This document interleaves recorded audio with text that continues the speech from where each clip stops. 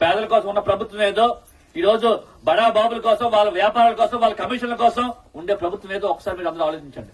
ఈ మాటలన్నీ కూడా మనం ప్రజల వద్ద మనం తీసుకెళ్లాలి, మనం మాట్లాడాలి. మనం మాట్లాడకపోతే తెలుగుదేశం పార్టీ కూటమి నాయకులు ఎలాగుంటారంటే అబద్దాన్ని 10 సార్లు తిప్పుతారు. రీలు ఇది నిజం నిజం నిజం అని తిప్పుతారు.